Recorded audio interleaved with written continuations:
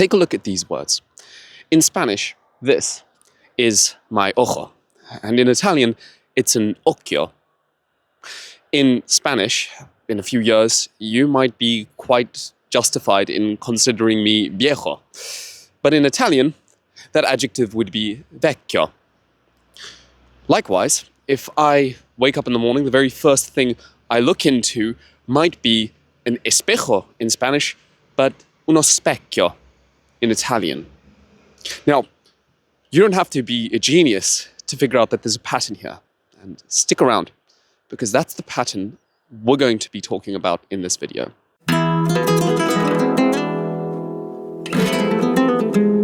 In this video, we're going to continue doing what we've been doing for a while here, comparing Spanish and Italian. The difference between the forms that we've seen in the introduction here is orthographically represented in the following way, where Italian has a CCH, pronounced with a voiceless velar consonant k in vecchio. Spanish will have a J, pronounced as the guttural fricative ch, as in viejo. It goes without saying that the pairs that we've looked at here derive from a common Latin source. Espejo and specchio come from the Latin speculum. Oculus gives us occhio and ojo, and the late Latin veclus is where we get viejo and vecchio from. And you'll notice a pattern here. With the understandable exception of veclus, all of these words have one common morpheme. Culus, culum, cula is often how we find it in Latin vocabulary. Now, this particular morpheme, which for reasons not entirely relevant to our video, I don't think, actually happened to be a diminutive morpheme, so it would indicate that the noun or adjective in question was in some sense small. A good example of this would be how Ursus is the Latin word for a bear, but an Ursula is a female bear cub. That's actually where we get the name for the constellation from. Now, that particular morpheme, for reasons that escape me, and I'd be really curious to find out if there are any good arguments that you can put in the comments below, was a very phonetically weak morpheme. What I mean by this is that it seems to, in some sense, decay, disappear as we move from late Latin into early Romance. And we can see that in the modern Italian and Spanish words that we've selected.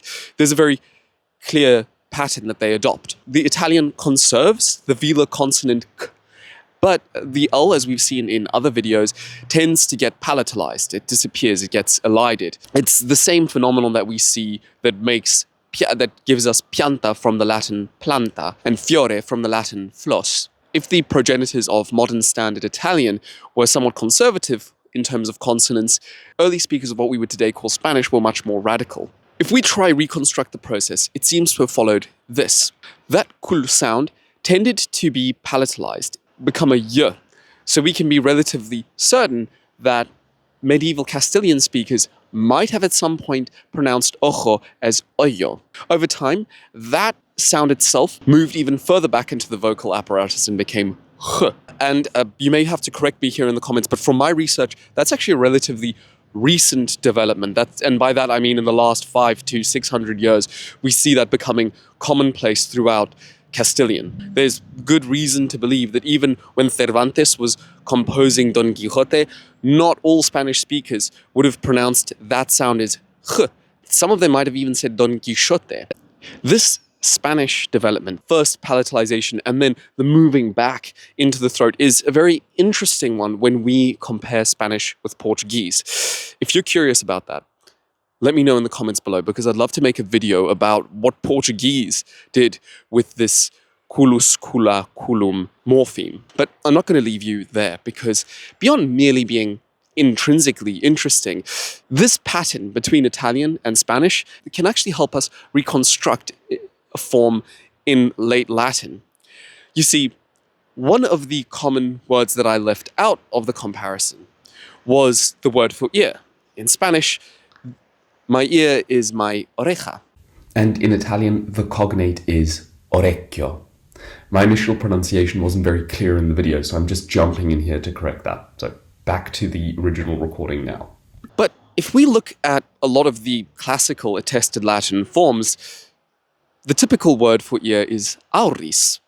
We don't see that diminutive morpheme. What that indicates is that even if we didn't have attestation for this, and I assume there is actually quite a lot of that out there, we can then conclude that it's highly likely that late Latin speakers were saying auriculus. For some reason, they adopted a diminutive form for auris and said auriculus. That's just one really interesting example of how we can trace, how we can follow these sound changes chronologically, but also we can work backwards across time to figure out what people might have been saying and likely were saying at some particular period in history. I would like to take this comparison further and bring in a Portuguese comparison, as I said. If you'd like to hear that, let me know in the comments below.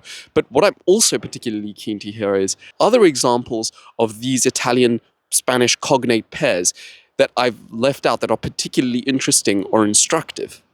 Let me know in the comments below because I'm always curious to hear from you guys. But until then, I will say cuídate and I'll see you in the next video. Adios.